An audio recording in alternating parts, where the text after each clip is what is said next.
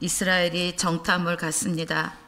그러나 이 정탐은 하나님의 명령이 아니었습니다. 자신들의 생각으로 정탐을 보냈고 12명의 정탐꾼의 보고를 들은 백성들은 밤새 통곡을 하고 지도자들을 원망하는데요. 그 모습이 하나님의 마음을 아프게 하였습니다. 원망에 대한 벌로 갈렙과 여호수아를 제외한 출애굽 1세대는 모두 죽게 되고 20세 이하 사람들과 유아들은 시체 위에서 40년을 지내게 될 것이라 하셨습니다. 그 말씀대로 백성들은 바란 광야 가데스 일대를 이리저리 떠돌며 38년을 살게 됩니다. 다행히 물이 있었기 때문에 오랜 세월 이스라엘 백성들이 살 수 있었고 가축도 키울 수 있었습니다. 그러나 이들은 사명도 없이 죽는 날을 기다리는 삶일 뿐이었습니다. 나름 이 정도면 충분하다고 여기며 행복하다고 또한 느꼈을까요? 그러나 사람들의 인생은 행복이 전부가 아니며 또한 행복만을 추구하는 공리주의로 살아서는 안 되는데 이스라엘 백성들은 가데스 바네아에서 특별하게 한 일이 하나도 없었습니다. 하나님 나라를 세우며 증거하는 삶을 전혀 살지 못한 채 목숨만 유지하며 살았을 뿐이었고 그냥 먹다 살다 죽는 인생으로 끝나버렸습니다. 오늘의 말씀은 이 가데스 바네아의 38년간의 광야 방랑 기간 중 가나안 입국을 눈앞에 둔 시점에 주어진 제사법에 대한 기록입니다. 갑자기 다시 율법이 선포되는데요. 가나안 땅에 들어가서 바쳐야 할 제사법에 대한 말씀입니다. 이 말씀은 레위기 1장에서 7장에 나오는 5대 제사법을 보완한 것입니다.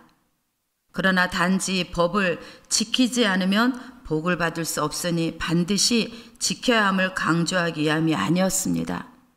이들에게 소망과 위로를 주시기 위한 명령이었던 것입니다. 부모 세대는 다 죽게 될 것이라는 말씀을 들었기에 그들에게는 희망이나 소망이 없었습니다. 그런데 2절에 보면 너희는 내가 주어 살게 할 땅에 들어가서 라는 말씀을 통해서 이들은 희망을 얻게 됩니다.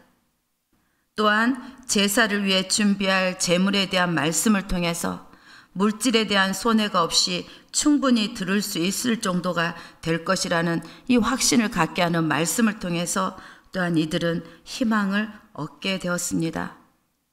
또한 18절 19절에 내가 인도하는 땅에 들어가거든 그 땅의 양식을 먹을 때 라는 말씀을 통해서 자손들도 확실히 가나안에 들어갈 수 있구나라는 확신케 되어서 소망과 위로를 갖게 되었던 것입니다.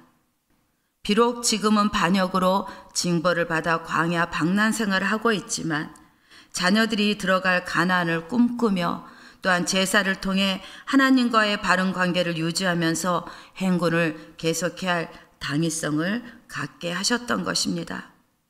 그래서 이들은 부지런히 자녀들에게 하나님께 제사 드릴 방법들을 가르쳐 주었을 것입니다. 아무것도 보이지 않고 기대할 수 없는 광야에서 미래가 없기에 절망의 굴짝에서 헤매며 그렇게 하루하루를 살아가고 있을 상황에서 받은 이 말씀, 그들로 하여금 소망을 갖게 하였고 현재의 절망적인 상황을 돌파할 수 있는 위로의 말씀이 되었던 것입니다. 본인들은 비록 가나안 땅에 들어갈 수 없지만 민수기 14장 31절에 보듯이 유아들은 들어갈 수 있다고 하셨으니 자녀들의 삶이 보장되었기에 희망을 품고 전진할 수 있었습니다. 우리가 이렇게 열심히 돈을 벌고 생활을 하는 것도 우리의 삶이 있지만 결국은 우리의 자녀들에게 또 좋은 삶을 주기 위한 부모의 마음들이 이들에게 있었던 것들을 우리가 알 수가 있습니다. 깊은 절망 속에서 받은 소망의 은혜는 다시금 기대하고 바라볼 수 있는 삶이 되게 하셨던 것입니다. 안타깝게도 오늘날 광야와 같은 세상에 살면서 온갖 시련으로 교통을 겪다가 더 이상 생명을 이어갈 힘과 소망을 잃어버려서 생명을 포기한 사람이 있는 것들을 방송에 보게 됩니다. 며칠 전에 축구선수도 그렇게 되었던 것들을 보게 되는데요. 깊은 절망 속에서 그렇게 세상 사람만이 아니라 그렇게 또 성도들도 이런 절망에 빠진 일들이 있는 것들을 보게 됩니다. 그럼에도 하나님은 성도들에게 희망과 위로를 주셔서 현재 낙심한 상황을 바라보고 그렇게 좌절하기보다는 임마누엘 하나님을 바라보며 하나님께서 주시는 소망을 마음에 품고 또 미래를 기대하며 전진하라고 말씀하십니다. 조금씩 아주 조금씩 미약한 전진이랄도 힘을 주셔서 나아가게 하시는 하나님이 우리의 하나님이신 것들을 오늘 이스라엘 백성을 통해서 우리에게 보게 하십니다. 희망을 주시고자 제사법에 대해서 3절부터 12절까지 언급하시는데요.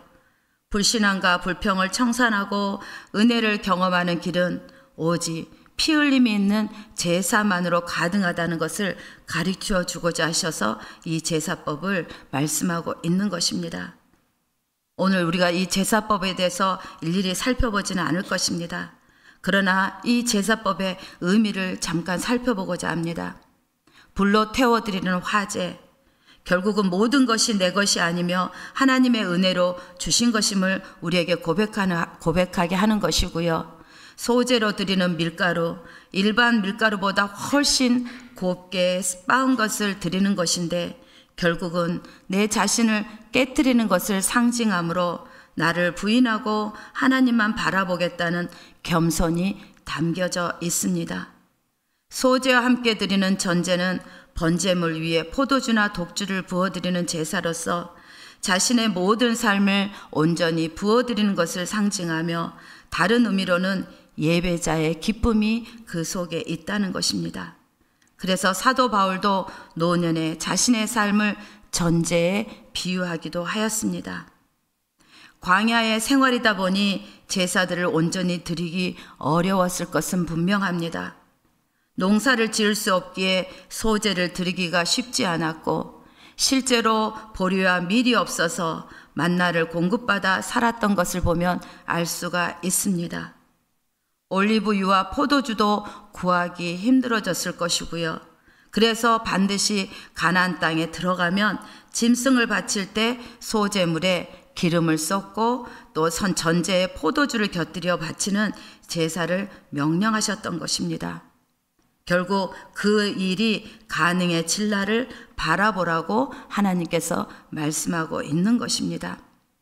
또 한편으로는 광야에서 온전하게 드리지 못한 제사가 이들에게 알게 모르게 습관화되지 않았을까 생각하게 됩니다.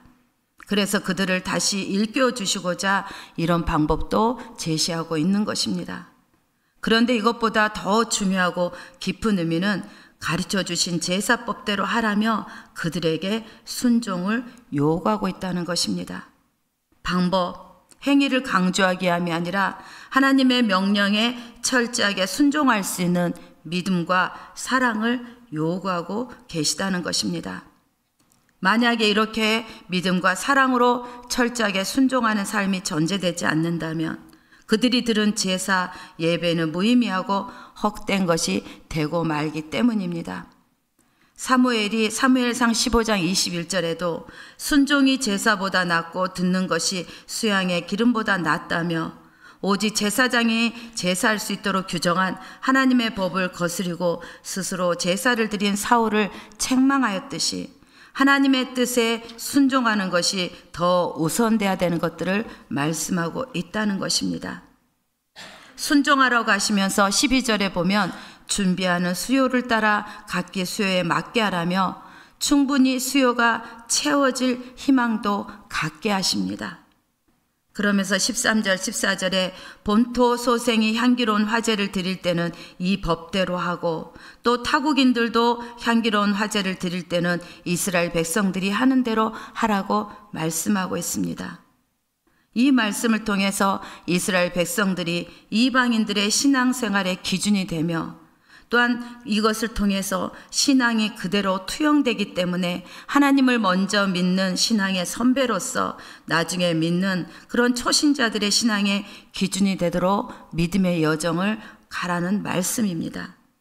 이 말씀은 특히나 가정에서도 부모의 신앙이 자녀에게 그대로 전승되기에 더욱 조심해야 되는 것들을 말씀하고 있습니다. 여러분, 반면교사라는 말씀을 들어본 적이 있으실 것입니다.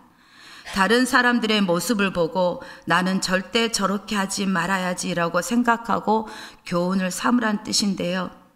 누가복음 17장 2절에 봐도 이 작은 자 중에 하나를 실족게 할진대 차라리 연자 맷돌이 그 목에 매어 바다에 던져지는 것이 나으리라 말씀하시면서 나의 신앙생활이 결코 자기 자신만이 것이 되지 않음을 명심하고 보다 책임 있는 신앙생활을 하는 자들이 되라고 말씀하고 있는 것입니다. 타국인에게나 같은 율례이니 너희도 대대로 영원한 율례라 라고 하시면서 타국인에 대한 깊은 하나님의 뜻이 숨겨져 있음을 알게 됩니다. 당시는 종교적 지위가 사회적 지위였습니다. 그런데 동일한 제사를 드린다는 것은 곧 타국인 이방인들도 같은 지위를 갖는다는 의미로서 이방인들도 차별 없이 이스라엘 백성들처럼 당신의 백성으로 인정하셨다는 뜻이 되기 때문입니다. 그렇게 하신 배경에 보면 갈렙이 원인이 되었을 것으로 보는데요. 유다 지파의 대표지만 본래는 그나스 사람으로서 이스라엘 혈통이 아니었기에 차별을 당할 수 있기에 혈통으로 차별하지 말라고 명하신 것으로 보입니다. 그래서 하나님께서는 혈통이 아닌 믿음을 더 중요하게 여기신 것이었습니다. 이런 일은 민수기 1장의 1차 인구조사를 통해서도 알 수가 있습니다. 인구조사 이유를 보면 이 가나안 정복을 위해서 병력을 조사한 것인데요. 그 결과 유다 지파의 인구가 가장 많았습니다. 유다는 장자가 아닙니다. 그러나 창세기 49장 8절에 야곱의 축복과 예언이 성취된 것으로서 유다는 장자가 아니지만 장자의 권리를 행사하게 하신 것이었습니다. 이를 통해서 하나님 나라에서의 장자의 권리 또한 혈통이 아니라 언약에 의한 자발적인 헌신이나 용기를 통해서 하나님께 보여줌으로 인하여서 결정된다는 것들을 우리에게 가르쳐주고 있습니다. 우리의 믿음이 먼저 된 자로서 나중되고 나중된 자로서 먼저 된다 하신 것처럼 하나님께 그런 헌신과 용기를 통해서 장자의 혈통을 이어받는 우리가 되기를 소망합니다. 마침내 가나안 땅에 들어가면 그 땅의 양식을 먹을 때 처음 곡식을 거제로 드리라고 하십니다. 거제는 밀가루로 빵을 만들어 하나님 앞에 높이 들어올리는 방식의 제사입니다. 한 해 동안 먹을 양식을 주신 것에 대한 감사의 표시로 노동으로 얻은 첫 열매를 통해 하나님을 기억하고 먼저 하나님을 높여드리라는 의미인데요. 가나안 입성 후에 매년 드려야 하는 제사입니다. 이 또한 반드시 가나안에 들어가게 될 것이라는 희망을 또다시 주시는 말씀인 것입니다. 불순종하고 불평하더라도 여전히 하나님의 백성으로 여겨주시기에 해야 할 일을 가르쳐주고 계시며 또한 그들을 향한 사랑을 결코 거두지 않으시는 하나님이신 것들을 알게 하여 주십니다. 아직 그들의 손에 무언가 잡히는 것은 믿음으로 보이는 것은 하나도 없습니다. 당장 먹을 것도 부족한 부분이 있었을 것이고 잠자는 것도 편하지 않습니다. 그러나 그 순간에도 영적으로 모든 것을 바라보라고 말씀하고 있습니다. 현실적으로 보이지 않을지라도 환경과 또한 상황에 현혹되지 말고 주님만 바라보며 믿음의 여정을 오늘도 또 가라고 말씀하고 있다는 것입니다. 우리의 오늘의 삶도 마찬가지입니다. 비록 광야 같은 삶을 살아가지만 언젠가 하나님 나라에서 풍요를 누리게 될 것이니 희망 속에서 그날을 고대하며 예배를 통해 하나님과의 관계를 잘 맺고 이 땅에서 신실하게 살아가라고 말씀하고 계십니다. 오늘 묵묵히 우리에게 주어진 길을 또 믿음으로 반응하며 살아가시기를 축복합니다.